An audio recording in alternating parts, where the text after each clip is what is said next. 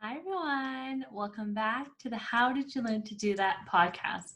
Thanks so much for tuning back this week and every week, week after week. I love seeing your comments. I love seeing your stories. I love to hear how much these stories have impacted you and how it's driven you to start making changes in your life and start achieving those goals you've always wanted and start actioning and creating that life you've always wanted for yourself.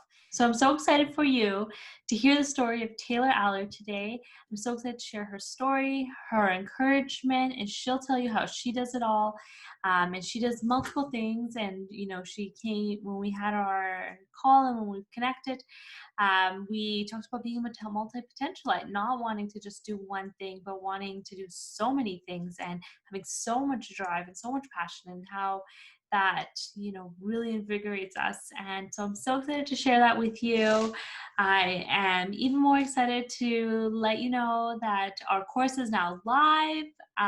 We're starting our first cohort this week, but there's still time for you to get in. So if you want to be a part of the course, if you want to make a change in your life, if you are a new graduate, or you've graduated within the last 5 years but haven't had any luck finding a job, this course is for you. It's for you to start taking charge of your life, of your career, of everything that you want in life.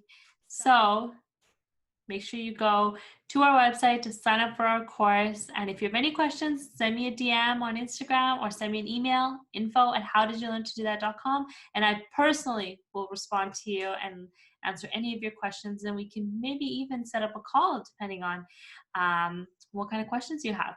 But with that, I'm so excited to have Taylor come on soon. So stay tuned.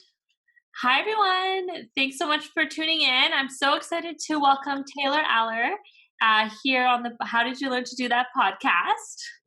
I'm so excited for you to hear her story. So I'll just tell you a little bit about her.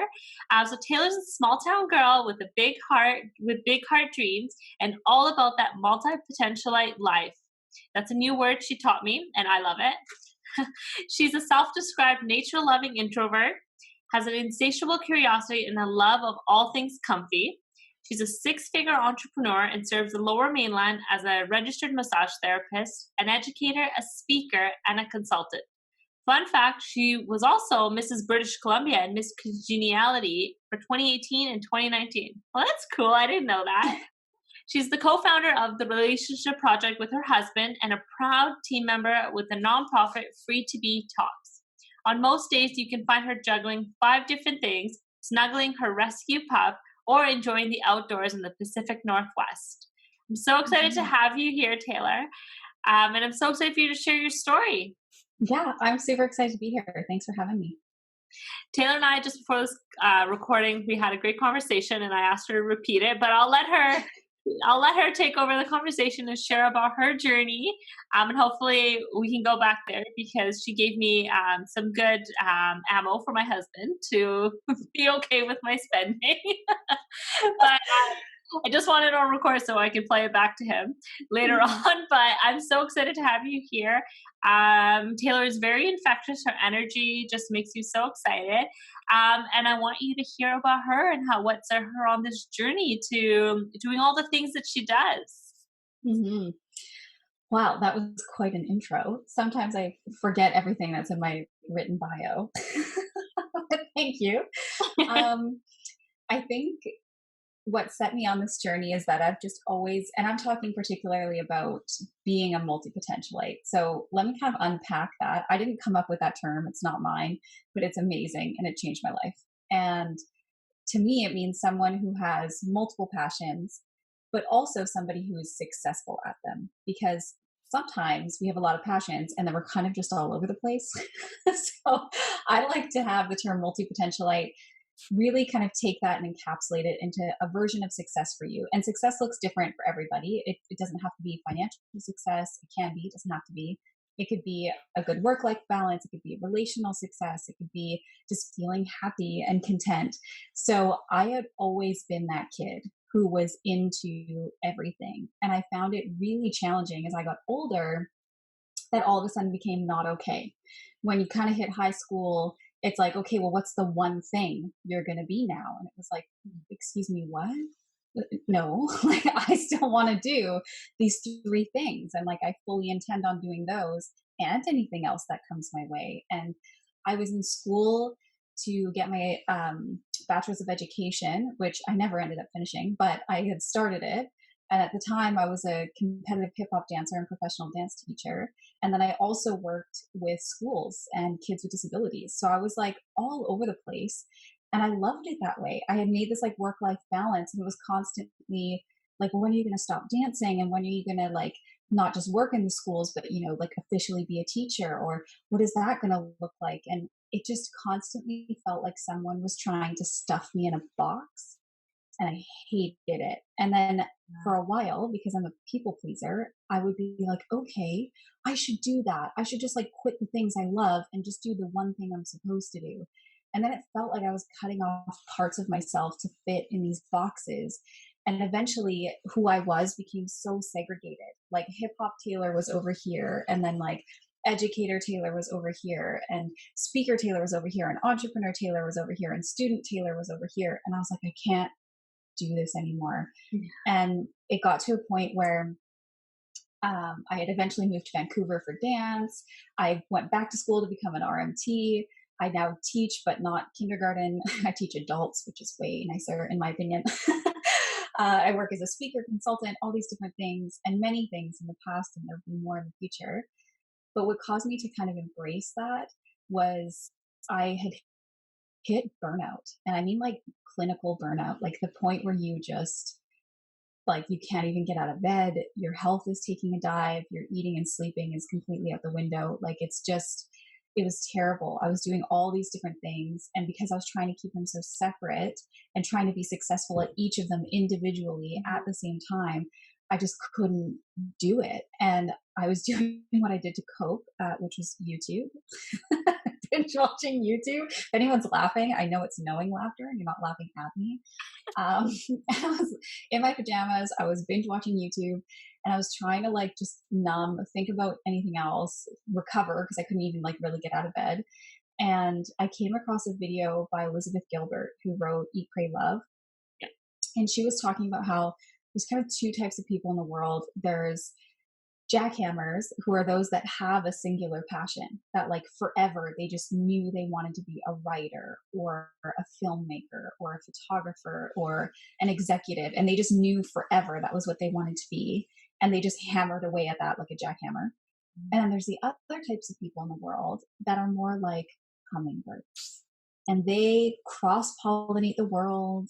They fly over here and then fly over there.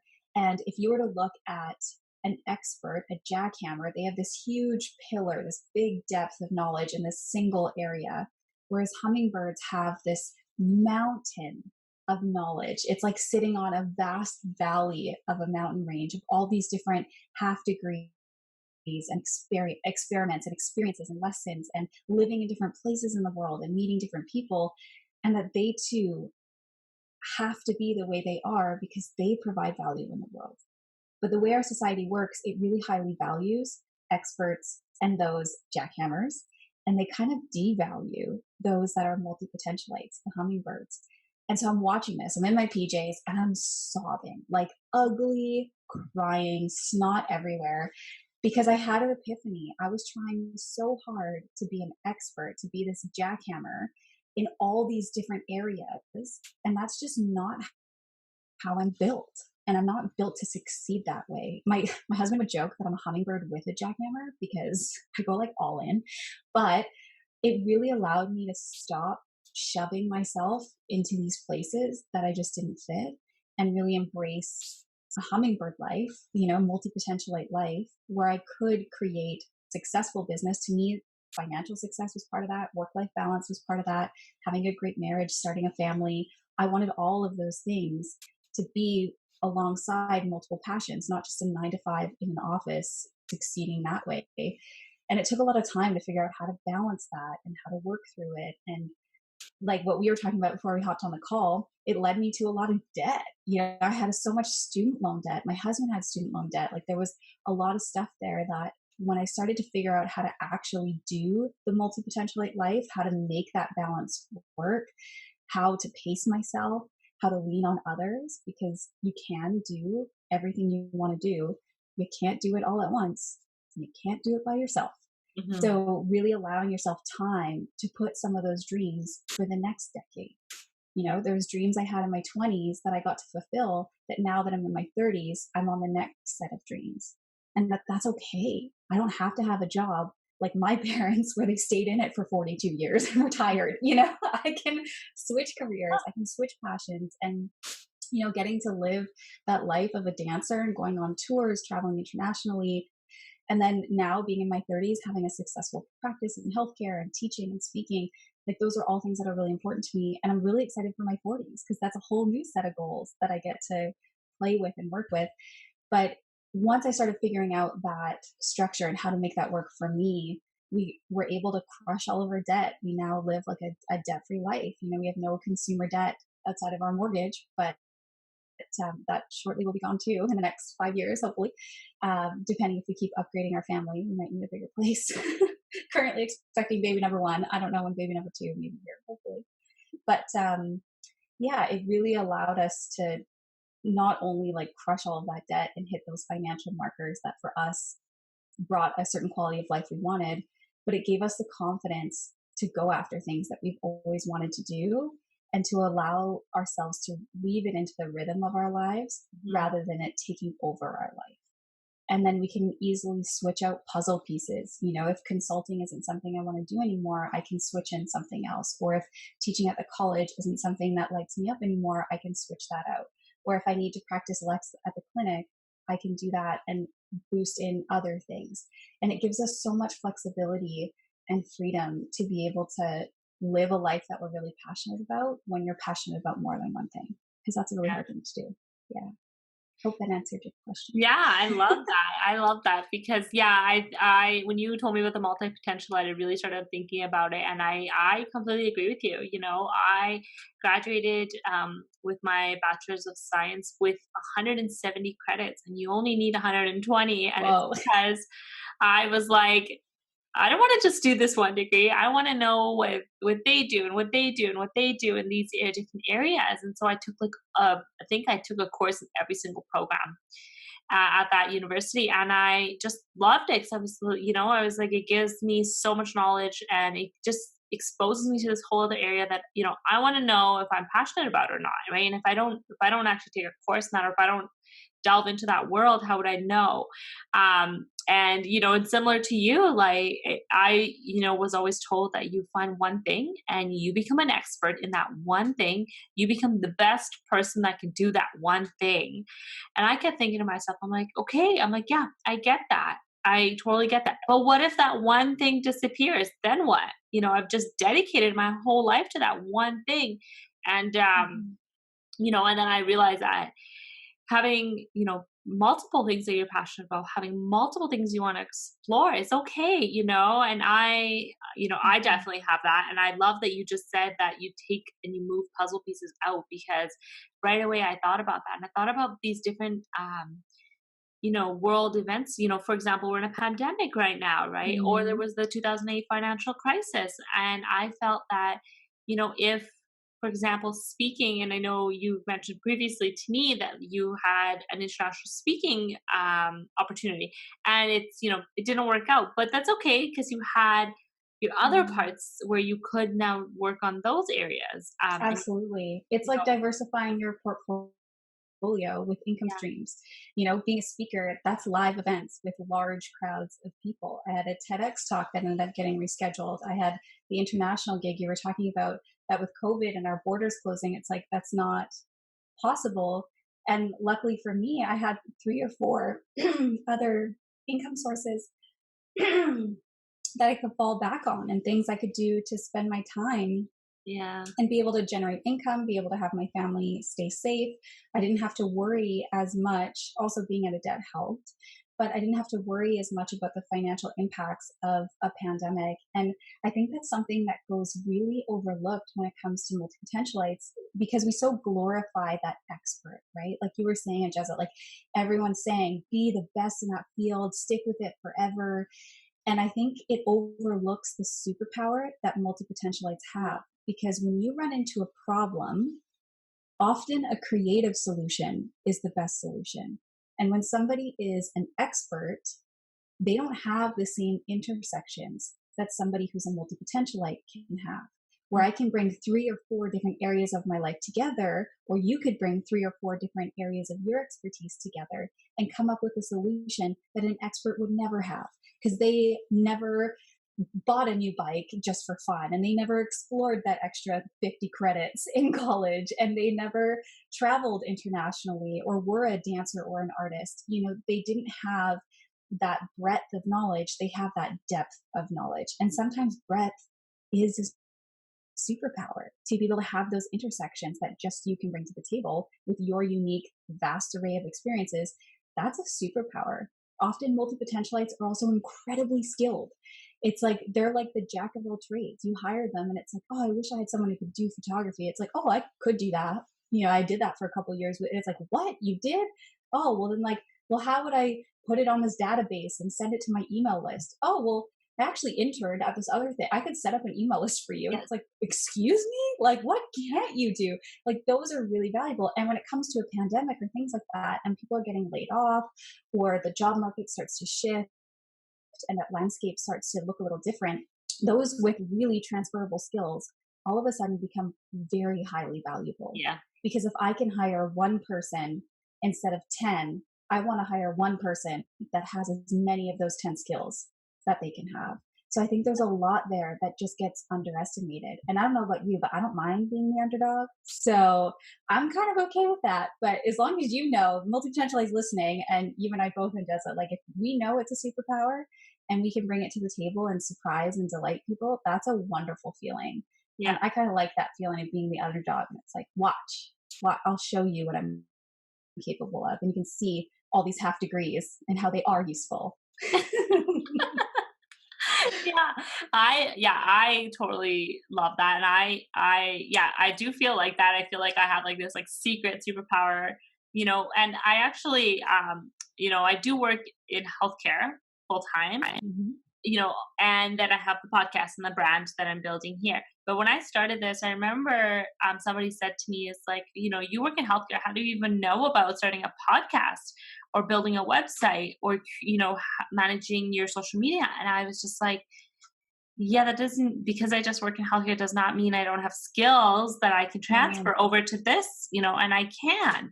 And obviously I've, like you said, like I've done a little bit here, or I've interned here, or I've dabbled here, and it's, it's like, I could probably figure it out if I have all those starting skills. And the biggest thing for me, and I think you can resonate too, is as a multi-potentialite, you know that you have the potential to do anything you want.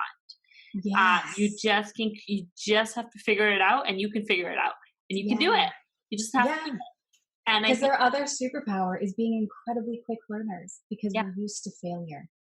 And often with experts who are used to success, or air quotes, success, or getting things right, when you have people who aren't afraid to get things wrong, we streamline that process. Yeah. And we become very skilled at learning new skills, because a lot of things we learn are transferable, exactly what you said.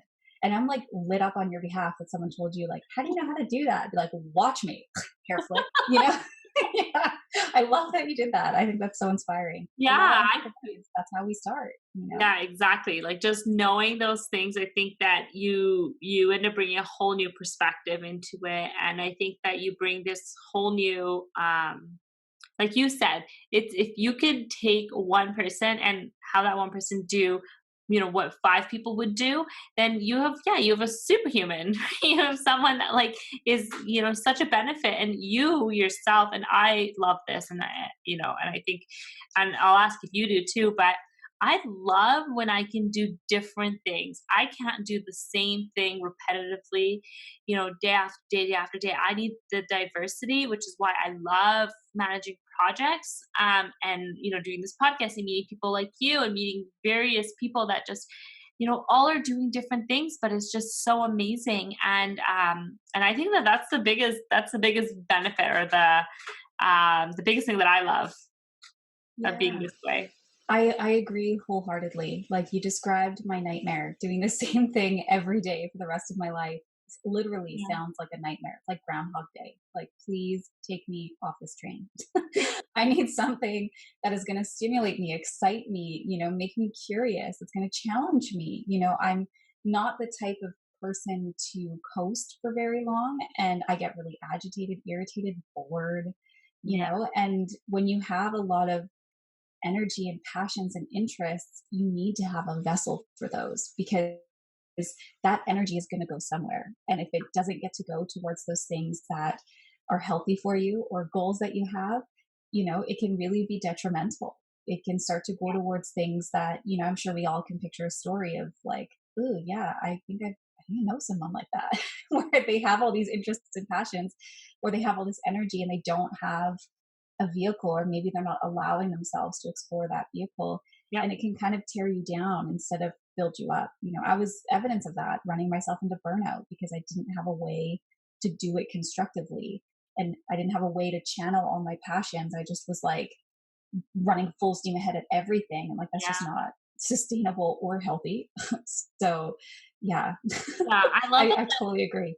I love that you've spoken about that part of it too, is that, as a multi-potentialite, you do want to do everything and you don't want to just do it.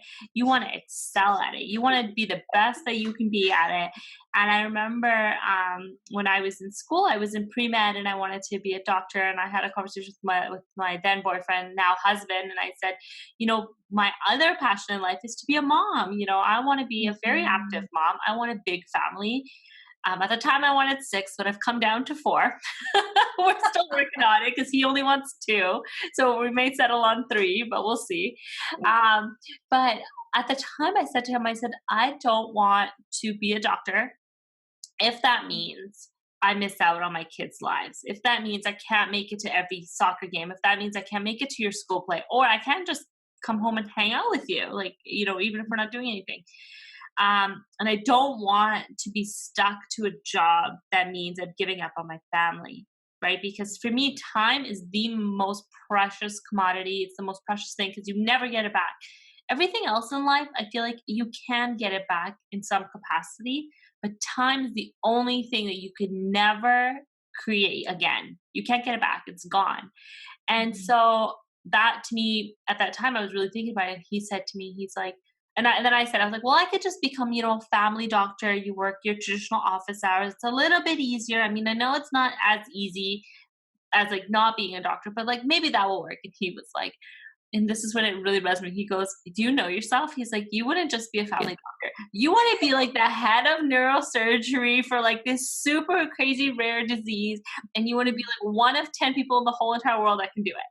And I realized to myself, I was like, "Yeah, that's true." And so when you say burnout, I completely resonate because I'm like, you want to just do, you just want to keep going and you want to be the best of the absolute best at it, and at some point you need to, connect with yourself. So how do you Mhm. actually, I know you've done a really good job now, but how do you keep Mhm. check with yourself that you know that you're still being aligned with your Mhm. purpose and what you set out to do and what your goals are and what brings you the most happiness? How do you check back in with yourself to make sure you're still on Mhm. the path that's not going to take you to being burnt out or to moves you away too far from your values and your goals? Mhm. That's a really good question.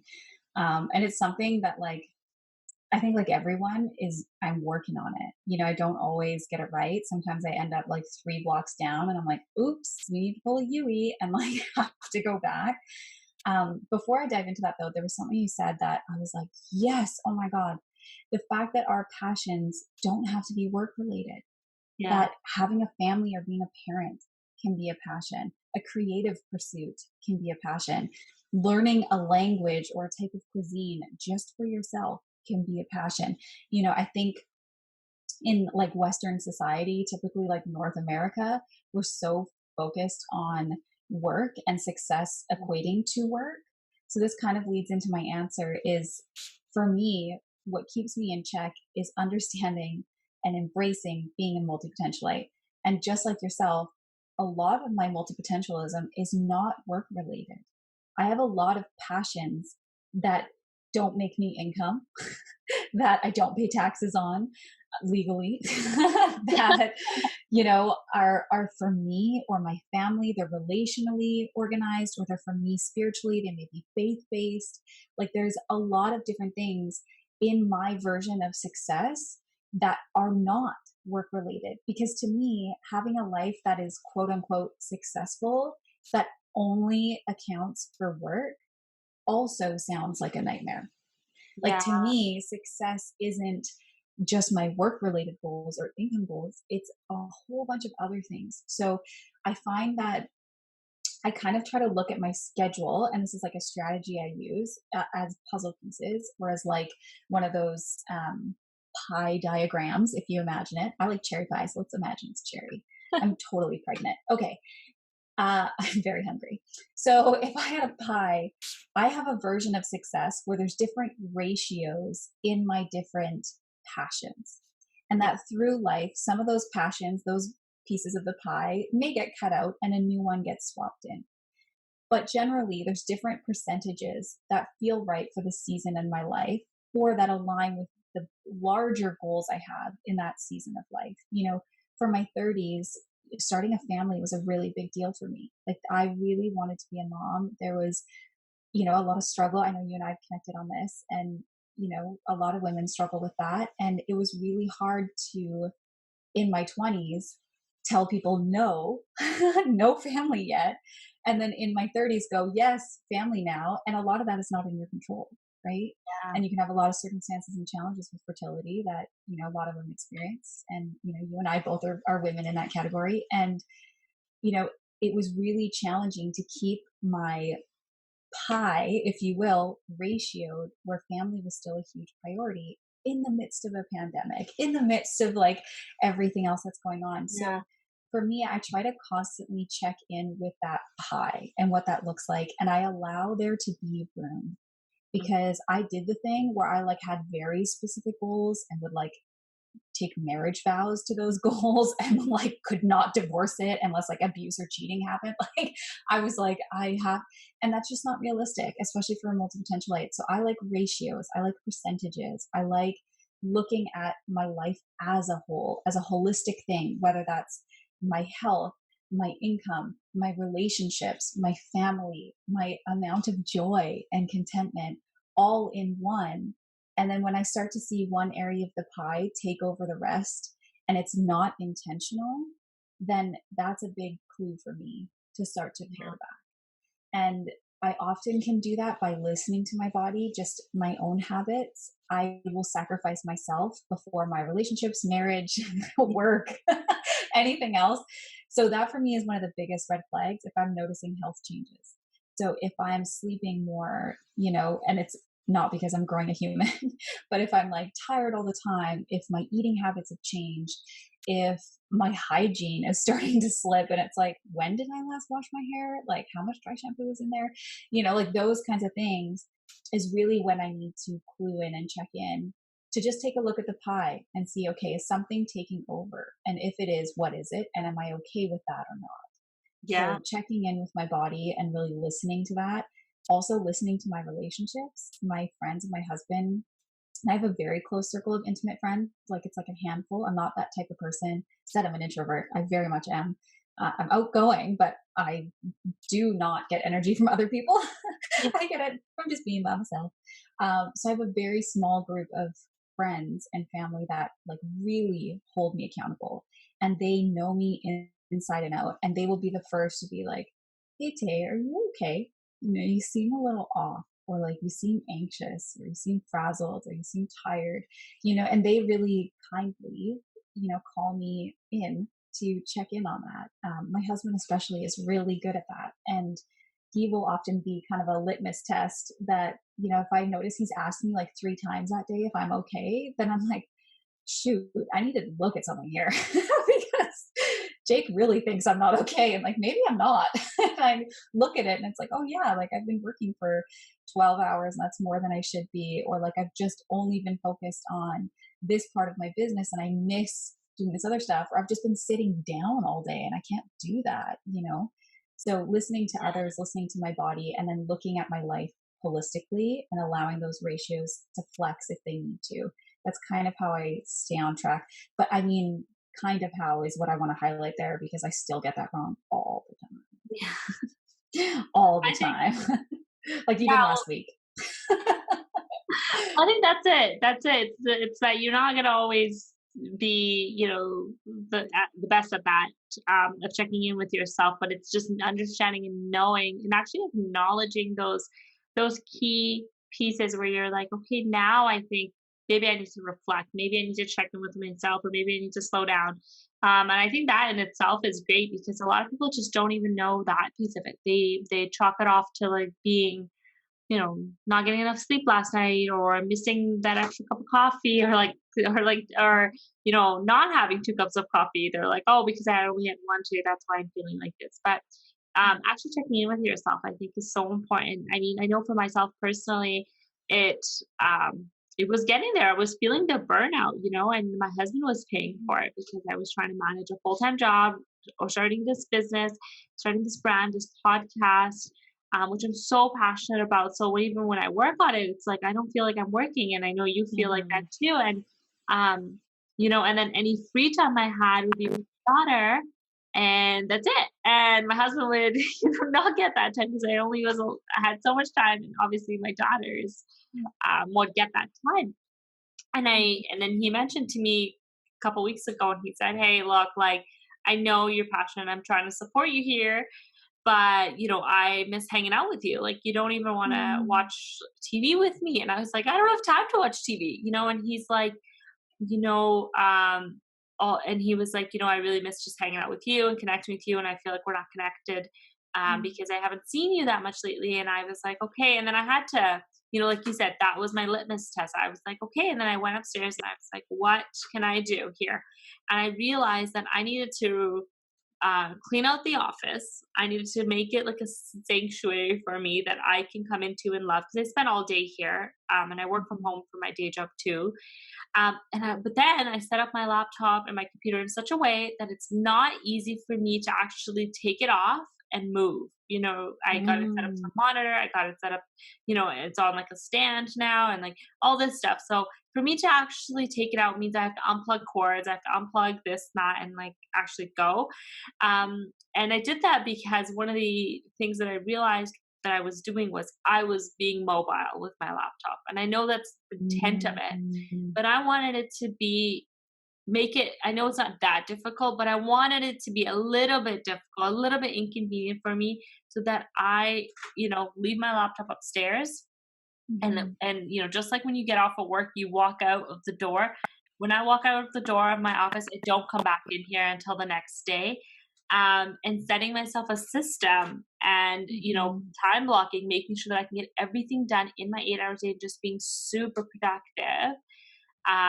And I actually, just watched this documentary, which I don't know if you have, but I know how you feel with social media.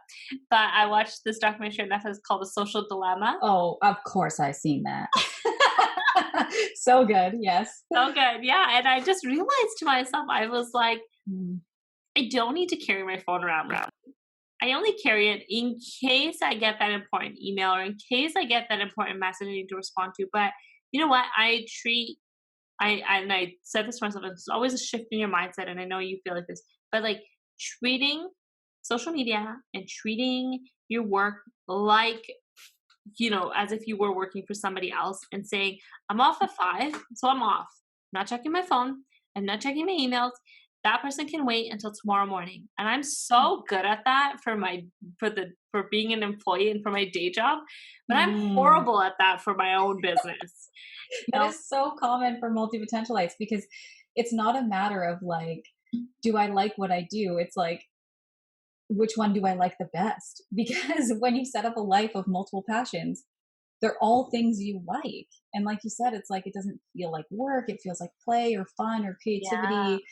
And it can be very hard to shut that off. I hear you on that struggle, my friend. Yeah, it's a yeah. big one. Yeah, it's Yeah. it's so important to do because, like you said, and like we talked about before, like you can, like you talked about money specifically, but you said like you can either save money, you can spend money, you can give money.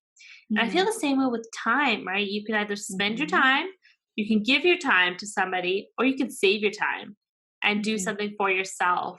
And I think that, and being more specific about that, like what are you saving your time to do? What are you spending your time on? And who are you giving your time to? And I think Mhm. taking account and inventory of that, I think, is so important, and nourishing those relationships, because, as much as I love my business, as much as I love consulting, as much as I love my work that I do during the day, I love my family more. I'm doing all of this so that we can enjoy our life Yeah. together. Um, so that's what I need to spend my energy on, and that's what I did. And I wanted to actually go back Mhm. to one thing before we move forward, but about your oh, you said that your passion can be something that you're not making money off of. And Yeah, totally. recently I saw a post that somebody had shared that said, "Yes, I'm a millennial, and no, I don't have a side hustle, and that's okay." You know? Yes, and you don't have to turn every passion, hobby into a business either. I made that mistake Yeah, too, where I was like, I could monetize this, I could monetize that. Like, that's kind of the struggle with business minded, achiever minded, Enneagram threes, if any of you are into that. If you are a multi potentialite, it is hard to reel in that business beast inside you.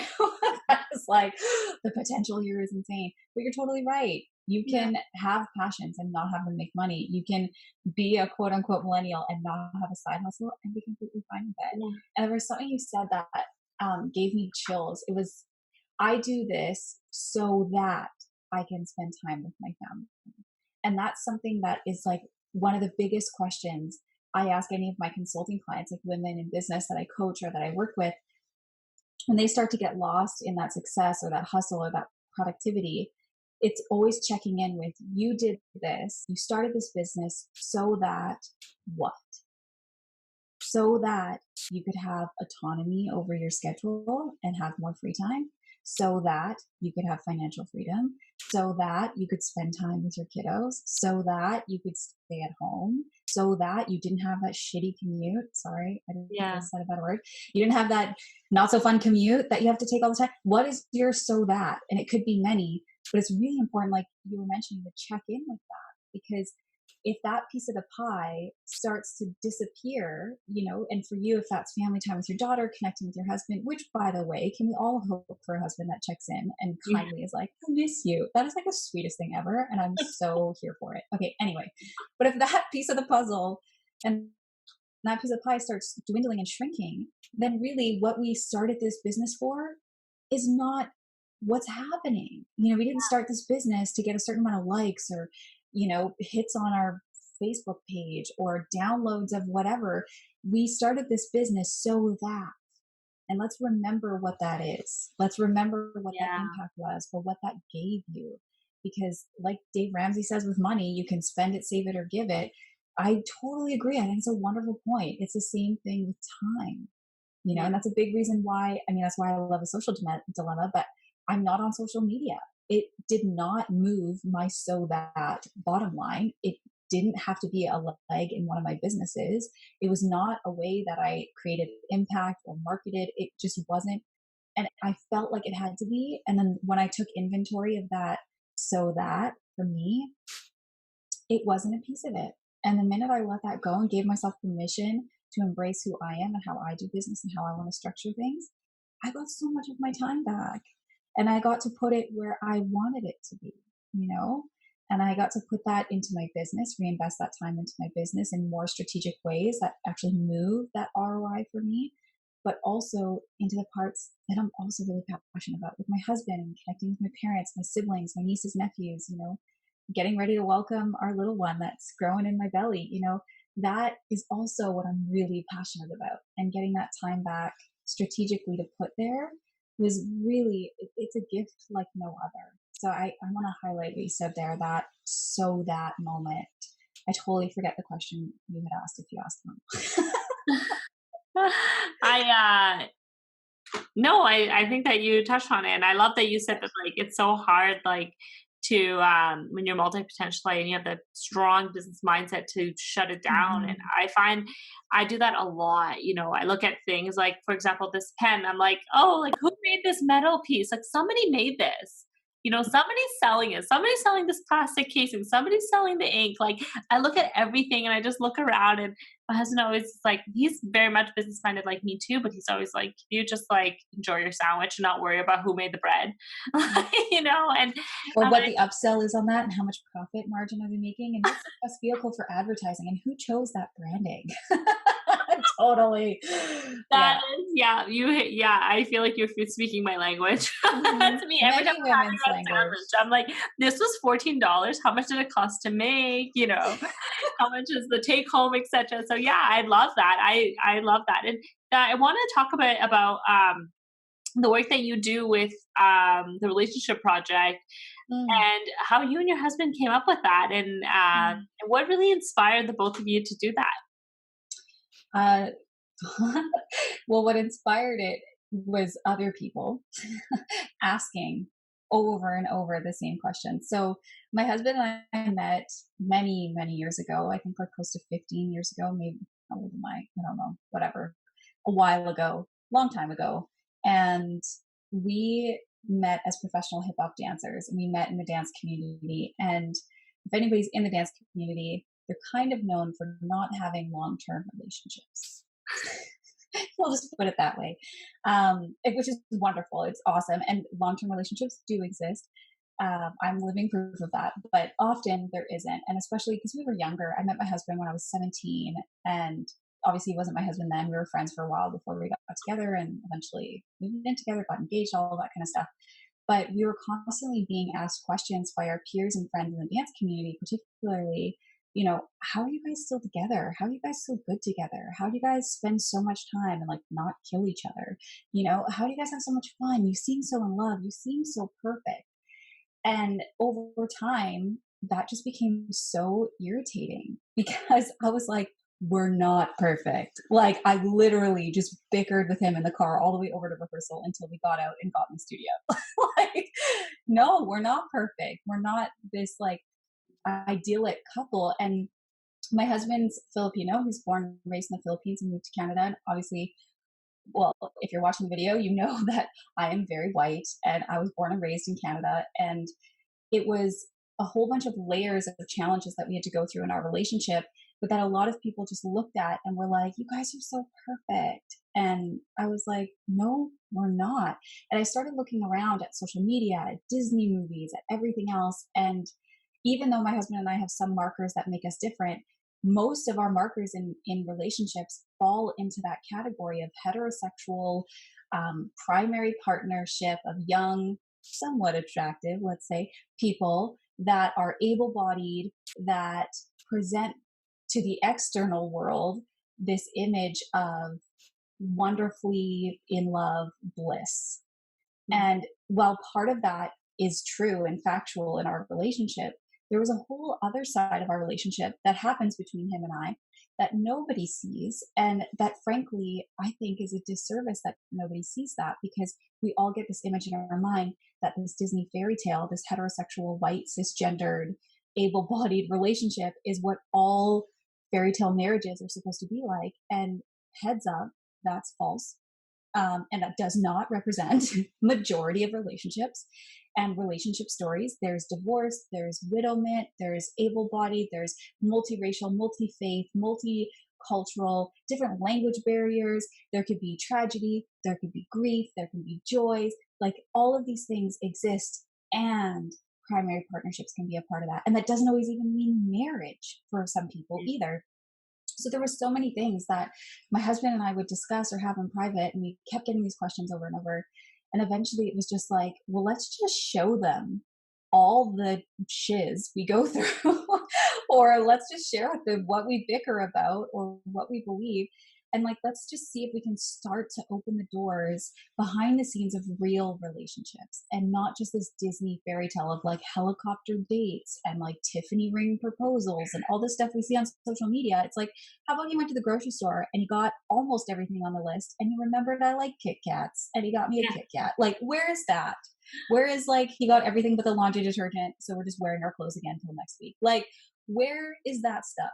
Because that is a primary partnership. It's who takes out the garbage. It's who is snoring the most. It's who used the hot water. Like, that is primary partnerships. It's not Tiffany rings and like courtside seats and all this stuff we see. It's that real juicy stuff that you will miss when they are gone. You miss hearing the screen door slam. You miss hearing that stuff. That's what primary partnership is like. So we started sharing behind the scenes. We started interviewing lots of other couples of different backgrounds and stories. And we started diving in with different experts and getting their opinions and bringing them on the blog. And of course, documenting our own struggles that we went through that other people might go through in relationships. So it really started from a place of just being irritated with people thinking we were perfect all the time. And we were irritated for two reasons. One, that it wasn't true, which I covered before. And the second, because it really undervalued the amount of work we both put in to make our relationship so successful, because most people are not taught how to be in a primary relationship. I mean, we don't have a course for that in university or like even in elementary. We learn to share, but like we don't really learn much else past that. And I don't know if your family's like my family, but we don't necessarily have the best track record in successful partnerships either. So if I'm trying to look at my family or, my history and try to learn from that, it may be not the best place to learn from. I may not want to learn those habits that, my parents or other family members have done. So it really took a lot of work. And when people kept assuming we're perfect, or when that's all they saw, it really discredited the amount of work, how many hours in therapy we spent, how many hours we spent talking about the same issue over and over and over and over to finally make a millimeter of progress, or the amount of accountability we had to take in owning our own mistakes and problems and Yeah. working to fix those together and apart separately. There was a lot of things in there that just got to the point where it was frustrating. So we started sharing about it on social media. Like I mentioned, we started hosting in-person events, weekend events, workshop events, online events. We started our interview series, and we have courses out that we developed with some of the different tools that we gathered along the years of this work. We kind of combined our favorite tools and reformatted them in a way that made sense to us, and we shared that with everybody through our courses. So it was a lot. It was a lot of necessary stuff of showing behind the scenes, but that was the big passion behind it. That was a big motivator of why we wanted to do it, and kind of what it is for those that are curious. Yeah. Yeah. I think that's awesome. I totally can resonate with you about all the hard work. And it's, and I say this to everyone, like, I know, I think I can't remember exactly every, religion, but I think Catholic, couples before they get married, they have to go through like a counseling session with the pastor or the priest. Mm-hmm. And I don't know if that's the right, maybe the Yeah, father. premarital counseling. It happens some faith-based and some not Yeah. necessarily faith-based, but yeah, that Yeah. may be a place you learn some of these skills, but maybe not. Yeah. I when because my friends that got married, they told me they had to do that, and I asked, okay, so what exactly happened, and they explained it. And I was like, whoa, that's actually really interesting. And those are kind of questions you really want to think about. And I started thinking, and I was like, that before you get your marriage certificate, there should be like a mandatory like course that you have to do as a couple, Yeah, because there's yeah. so many couples that, like you said, like I know that look amazing and they look great. And my biggest actually, and I don't know if everyone agrees with this, but I think the couples that post the most on social media about each other are like the ones that are, in my experience, have had the most disconnect with each other, Oh, have had the interesting. most like place where like they can't connect, and they've used that post or that image to create Mm. that story for themselves, and not do the work. But yeah, I've had so many couples that have been married, and then they, it surprises me, but they haven't talked about, having kids, for example. We Mhm. talked about Or that. how to navigate finances, or how are Or you going to communicate problems to each other, or how do you each process grief? or even just getting to know each other, like getting to know Yeah. each other, like who are you? Like what Mhm. are your triggers? What are the things that, because I love you so much, I won't do, or I won't say because that Mhm. triggers you, or that hurts you, or that it brings up trauma that you have from a past relationship, or your childhood, or whatever. Mhm. I think those are the big things. I love that you share, that you Yeah. talk about, that, and that it's not all, perfect from what you can see, but in the inside it's hard work. It's like a Hmm. job. It's, you know, you have to grow, and you can't, in my opinion, you just can't be complacent. And I know my husband and I, Hmm. we've been working on our relationship for so long, and we've actually downloaded this app that another friend of mine told me about, um, where it has these questions. So you create like a date night. Love cards. Is that it? I think it's called Lasting. Oh, there's a bunch of them that are very good that Yeah. way. Yeah. And you The just sit Gottman down. Institute has one too. Yeah.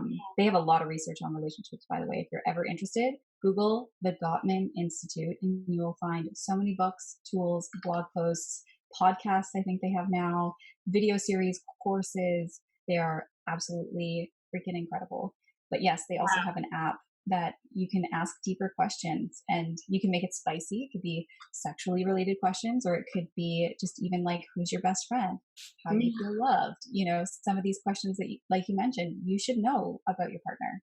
You know, yeah. you should kind of get to know where they're at, not where they've been necessarily. Like, that's also really helpful to know, but even just getting a gauge of where they're at right now. Because Yeah. a lot of primary partnerships, a mutual goal that a lot of them share is having a long term relationship. That might not be for everybody, but for quite a few people, a successful quote unquote primary partnership is one that lasts through the test of time. But we are not the same person we were. Like, Yeah. I'm not 17 when I met my husband. Yeah. You know, I'm a totally different woman and he's a completely Grow. different Yeah. man.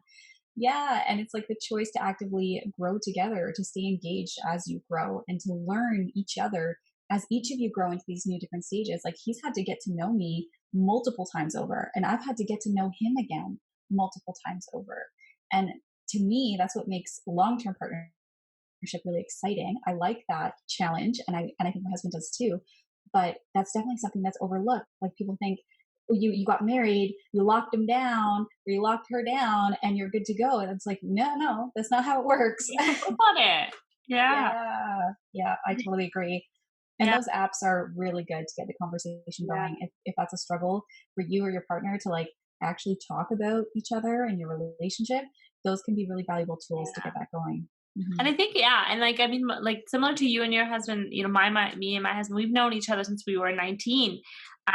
It's been like 12 or 13 years now, but we, you know, it's like you have to relearn each other. And the app that we use, that the thing I love about it is that it has that survey of questions, and I get to do it, and then he does it, and then we each get a notification on our phone that says so and so completed it, check it out, and you read the responses.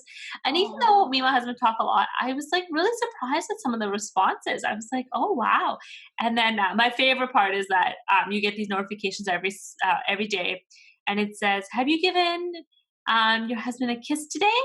Like, have you mm, embraced him for a minute today? And I'm like, it's like the smallest thing. And mm, you're like, oh, this is like, why do you need an app to tell you this? But it's like in the motion of life, sometimes that tiny little thing gets slipped, mm, but it always means the world, right? So now mm. we've implemented like a 1 minute hug every single day. We're like, for one I'm so here for it. hug, and we don't do anything else. That's And so now, cute. Yeah, but actually really impactful too. yeah, Totally. And and that can now look my different daughter, ways for different relationships. I love that. yeah. And it's funny because now when we do our 1 minute hug, my daughter wants to hug too. Oh my So God, we have to like stop. lift her up, and the three of us hug each other. And you know what? Like, what a beautiful thing to pass on to your family too. You know what I mean? Like, isn't that what we wish we had learned about primary Right? partnerships? You know, and there's different habits too. Of course, like my husband and I think about that all the time. Like, what's our little one going to pick up about primary partnerships from us? You know, what do we need to check? What do we need to do more of? We have a practice where we ask each other more days than not, probably 5 out of 7 days a week, we'll get to remembering or not having a crazy morning. And we'll ask each other, what's 3 things you're grateful for?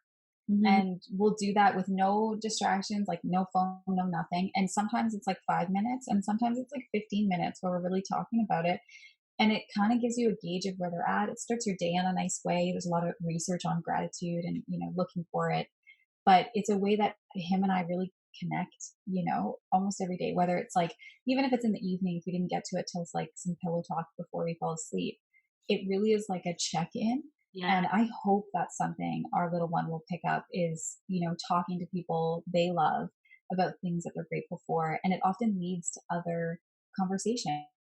Because when I hear that he's grateful for a certain thing at work or a certain thing at home, if I can continue to make that happen, it like makes me intrinsically motivated to try to cultivate more of that for him. And it would do the same thing for him in return for me. Like if there's certain things I'm grateful for, and if he has a hand in producing that, he's intrinsically more motivated to be like, oh, well, I know she's really grateful for that. So like, I'll keep doing it. If I remember when I was super morning sick, aka all the day sickness, and I just like could not do anything. And he was asking me, what are you grateful for? And I was like, you. And he's like, there's three things though, babe. Like, what are you? And I was like, you, and you.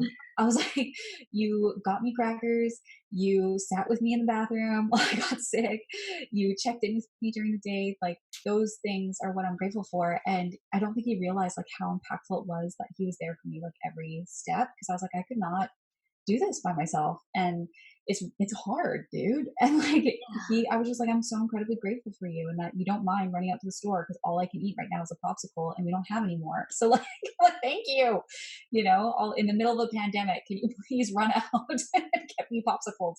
Like it's a thing. And I think it's really important to create ritual, like what you're saying, whether it's an app, asking each other questions, even if it's like physical touch, 1 minute hugs. Love languages is a big resource too from Gary Chapman.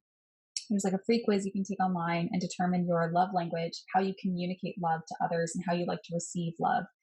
And if those two things align with your partner, you got it made. If they don't, like in my case, you have to work really hard at speaking the other's language. And that can also be really impactful. Maybe you can incorporate that in some sort of rituals too. But that is what a relationship is. It is not Instagram posts.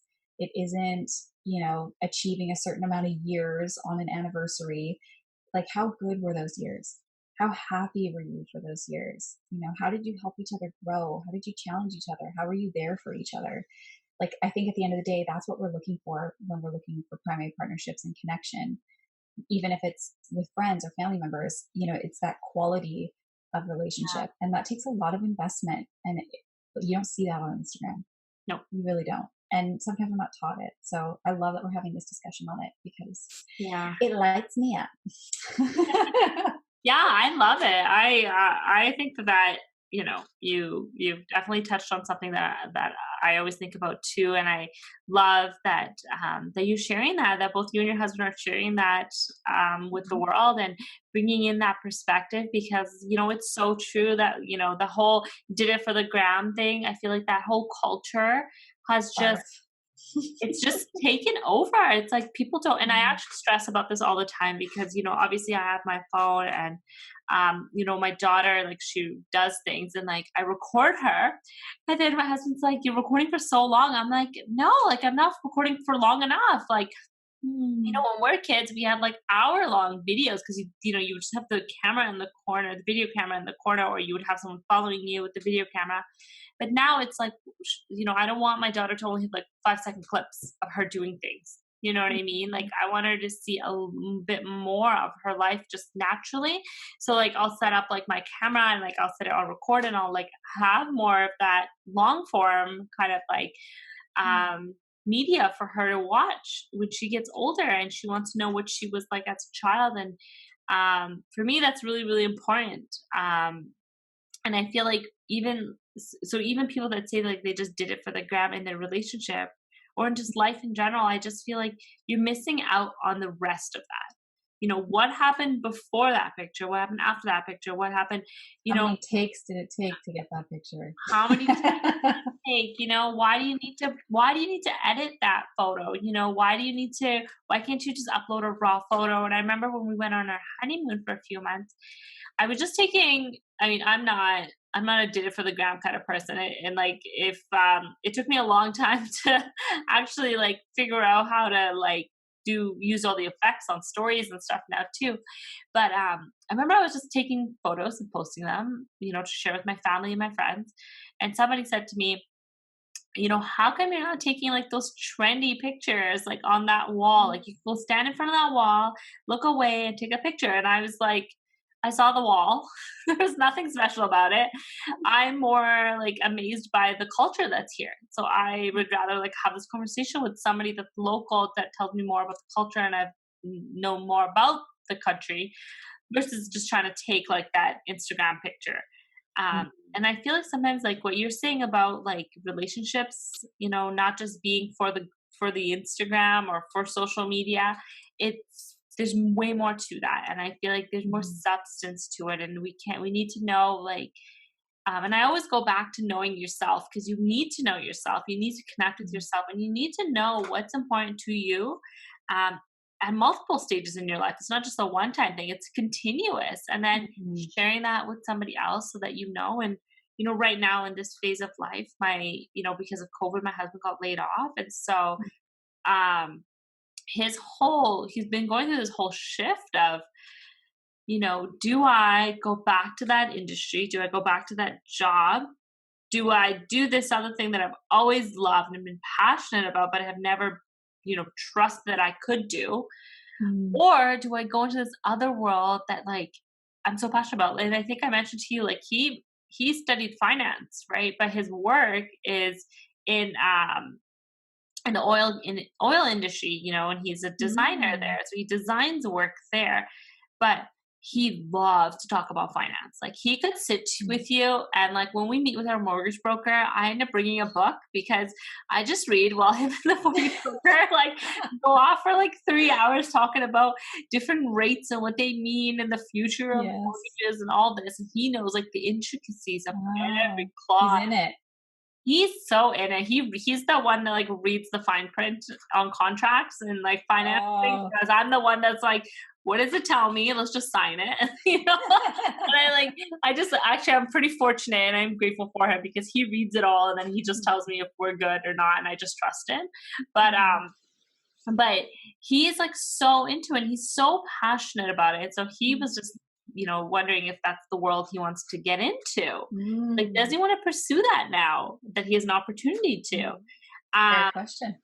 yeah, and so you know, um, I think that that is so important that when you build that strong foundation, you get to know each other, and for him to transition, that's like getting to know a whole different person and like a whole Mhm. different, it's not just about the career, it's like his whole mindset shifts and like how can I Totally. support him? How can I be grateful for that opportunity? How can I like get to know who he is now? Like who is he now? What are his goals now? And like where does he want to go? And I think that I love that you've shared that. And I think that what you've shared I think is so valuable. And I think that Mm. both from like being a multi-potentialite to your career to the relationship project to all the work that you Mm. do every day, I think that it's just so valuable. And I hope anyone listening Mm. here is inspired by Taylor and everything that she has shared. Thank you. I think you should definitely check out her website. She's not on social media, but I Nope. will tag her website on the show notes for you to check Yes. out. Please And do. Say just hi. Email me. I'm a person. I check my inbox. yeah, she does. That's how we actually connected. She was one of the we went Mm. to a virtual networking event, Mhm. and she was the only person that actually sent me an email. And I was like, initially, I thought it was one of those, like, I mean, I get a lot of marketing emails from people, right? And Mhm. I was like, oh, maybe this is one of those. And then she just was like, no, I just want to know, how are you? Like, who are you? Like, what do you do? Yeah. Let's talk. And I was like, oh my gosh, like someone real is emailing me, And it was like awesome. Yes.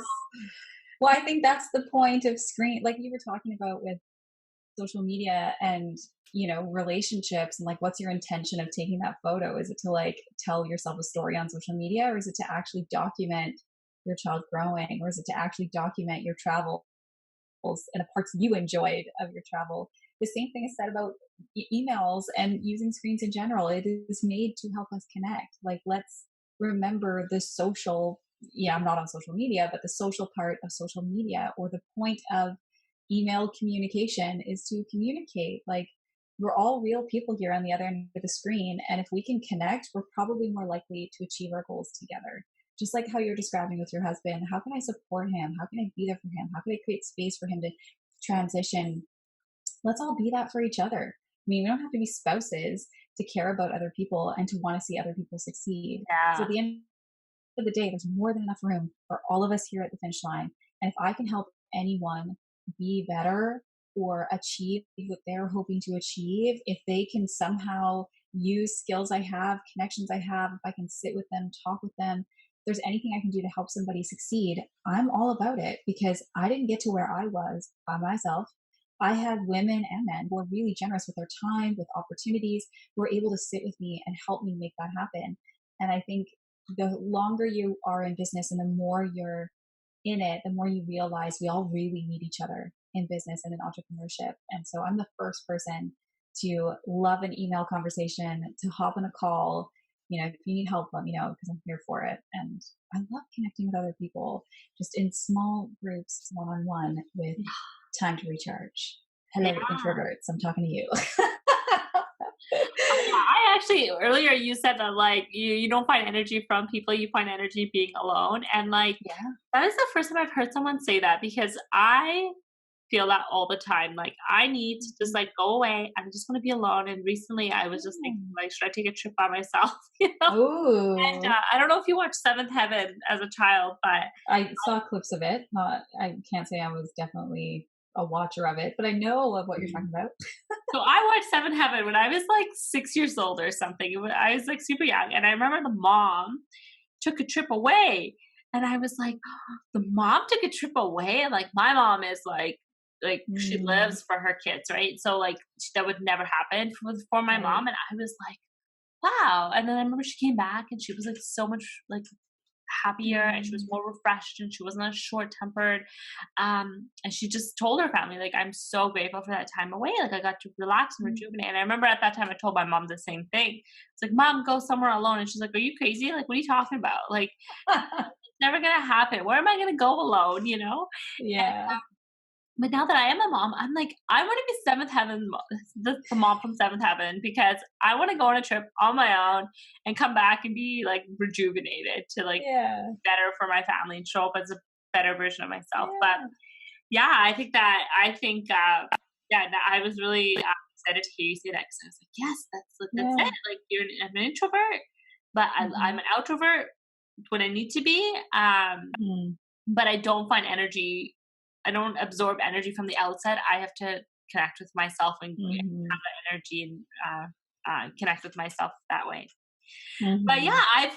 I've totally loved having you on the podcast. I loved everything that you've shared. Yeah. Thanks for having me.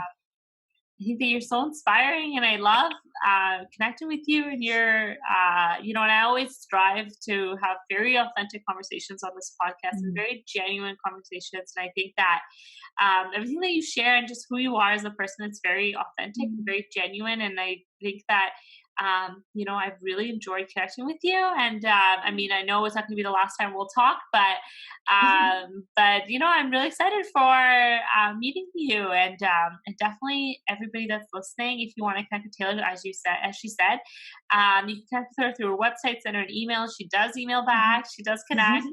Um, and she does a lot. So if you want to hear about everything that she does, connect with her. Mhm. And yeah, and thank you so much for being on the podcast. Thanks for having me. This was so much fun. I really enjoyed it. Thanks. Yeah, me too. Thank you. Thank you so much for listening to the end of that episode. I hope you're so inspired by the story that Taylor just shared. I will link her website as well as all her contact information on the show notes on our website at howdidyoullearntodothat.com. And if you want to hear more stories or you want to be the first to know, make sure you sign up to our newsletter over on our website, as well as subscribe to us on YouTube and like us on all our social media platforms. And if you love the stories that we're sharing and you want to share that love with us, please give us a review on Apple Podcasts and let us know how much you love it. And if there's anyone that you want to nominate or you yourself want to be on the podcast to share your story, feel free to send me an email at info@howdidyoullearntodothat.com or head over to our website at howdidyoullearntodothat.com and fill out our nomination form. Okay, so we'll see you soon. Bye.